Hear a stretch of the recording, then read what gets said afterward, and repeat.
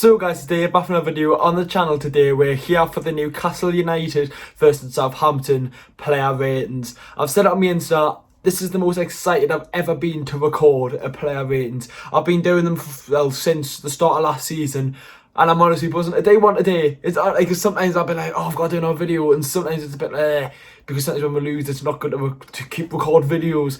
But I need to speak about some of them players out there today. I've got a big smile on my face. What's the reaction if you haven't watched it already? I button at the top, link in the description and on the end screen.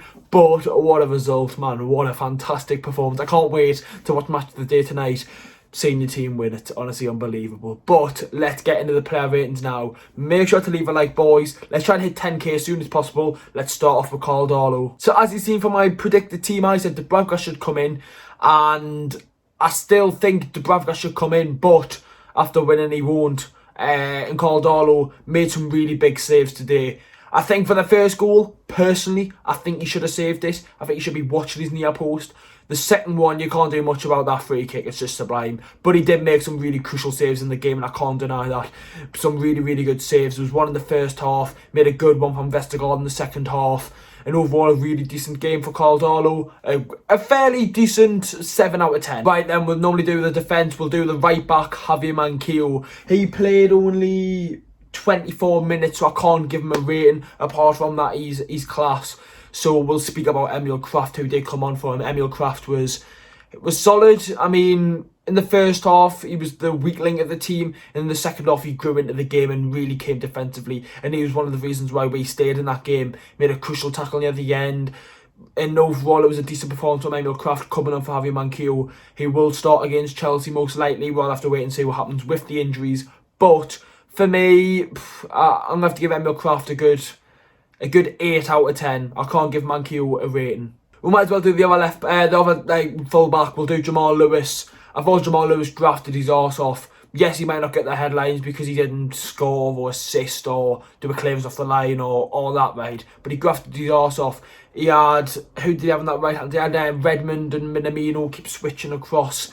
And I think he dealt with some stuff really, really well. I think his clearance has got to be a little bit better when he gets the ball. He just needs to know to just get rid of it, right? And there's a little bit like, it's like they go too short or never make another player. But we just had to defend him in that game, and we did, and he done his job. So what more do you want him to do? Jamal Lewis, 8 out of 10. Centre backs now, really, really sad to see Fabian Shaw come off on a stretcher. How many times have we seen that in Newcastle now? Against Spurs last season, he got injured before that. It's disappointing to see, because I generally thought that we were getting the old Fabian Shaw back. He was coming back, and unfortunately now he's going to be injured, and probably for the rest of the season after what it looked like. Straight down. But I want to say something, right? That challenge from Bentereg, right? If he got sent off, which he should have been, for the free kick, right? That challenge wouldn't have happened to Fabian Shaw, and Fabian Shaw wouldn't have been put in hospital, right? Premier League referees, sort it out. I forgot to mention the referee in the reaction. Referees need to sort it out. If he's getting substituted off injured because of a player, right, and then the player should have been sent off just before, a minute just before that challenge, it's beyond a joke. It needs to be sorted out. Fabian Shaw was solid throughout the full game. 8 out of 10. This man is the most underrated player in Premier League. I don't care what anybody says. Isaac Hayden. What a player. What a bloke. What an absolute performer. Absolutely unbelievable from Isaac Hayden. For him to come into centre-back, right? For him to come into centre-back, right, as a CDM and pull a performance off like that, getting us to win with that clearance off the line, he is an absolute warrior, right? He's played, that's his 151st game for the club. He made his 150th against Palace, or whatever it was. He's done an interview, right? He's one of the players who understands Newcastle United, and it's great to see that, right? For me, he should be our captain. He should be our captain. Take the captain off Jamal Lascelles and John Shelby. Give it to Isaac Hayden. He's a leader, right? Look at that performance today. If that doesn't show you one thing, right, I don't know what does. Simple as anything. What a player. What a bloke. That clearance off the line. I think he could have done a little bit better with the first goal, but for what he done in that second half, for being a CDM, playing centre-back and absolutely grafting his arse off all game, there's only one rating, and that one rating is 10 out of 10. Just spoke so positively about a player. Now we're going from up there to down there.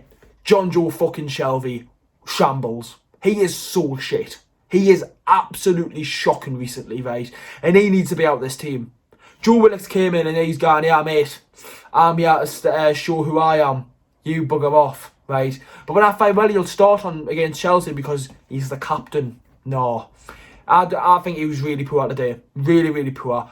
If he puts his chance away, right, we go 4-1 up and not 3-2. If he puts that chance away, I'm not sitting there for an hour shaking and fucking shitting myself, right? Simple, right? Not good. It wasn't great from John Joe Shelvey today. I don't even think he was one of the players that really grafted in that second half. Most of the substitutes and the defenders. I don't think the two centre midfielders really done anything today. Obviously, Willock didn't play centre mid, just for context. John Joe Shelvey, 3 out of 10. Jeff Hendrick. All I've got to say is, right, I generally thought he was having an okay first half, you know. I generally thought he was okay, right? If you're on a yellow card, right, you're not young, you're not 19 playing your first Premier League game. He's had a fair few years in the Premier League, right? If you're on a yellow card, right, and you've got a player on the halfway line, why are you grabbing his shirt? Why, right? He's not going to score. He's not going to make a pass to even to score, right? Minamino was not going to find a pass to score. If they were going to score off that chance, they probably needed around 3 or 4 passes to get a goal, right? Why is Jeff Hendrick pulling his shirt back when he's on a yellow, right?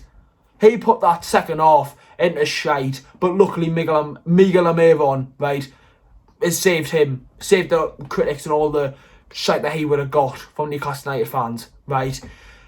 I thought he was okay. That Miggy's first goal where he's pinged that ball at Maxi, it's a brilliant ball. But how can you be okay then go all the way to shite in that second half?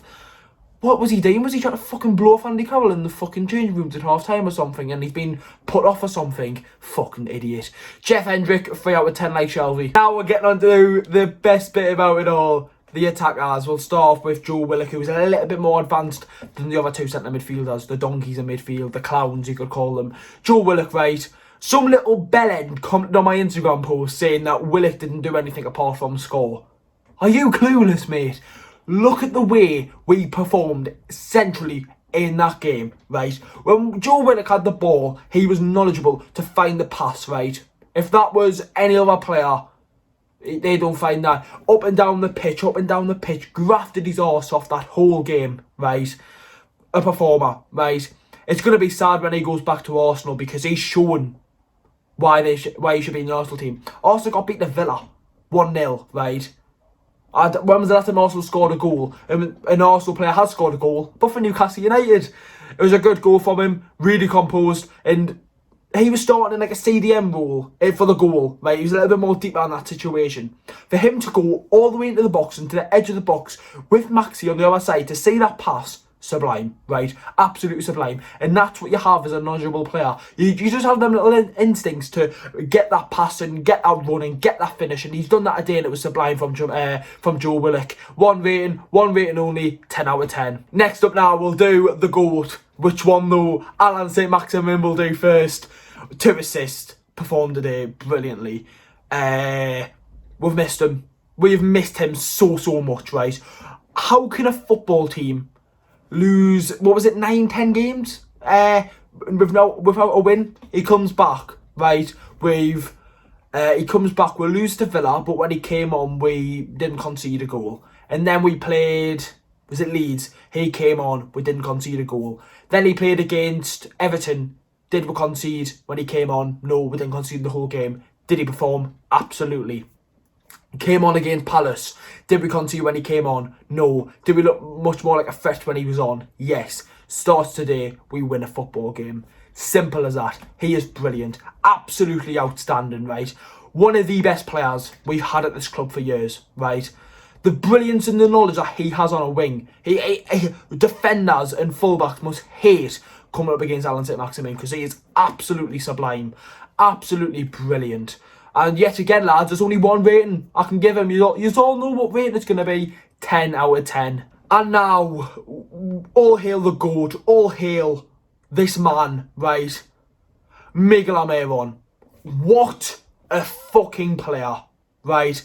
He does not get the credit he deserves. The most hardest working player in the Premier League, right? No player grafts like him. Absolutely no chance, right? I don't care what any cunt says. If you go, oh, well, I'm a bloody this, I support this team and he works hard and he's better than Almiron, right? You're going to have everything. You could have the ability of Ronaldo, the skills of Ronaldinho, the pace of Neymar, or anything like that, right? If you don't work hard, you'll not become a good football player. Miguel Almiron, absolutely sublime. 2 goals, worked his socks off, and the reason why I'm sitting there with a big smile on my face is because of that man.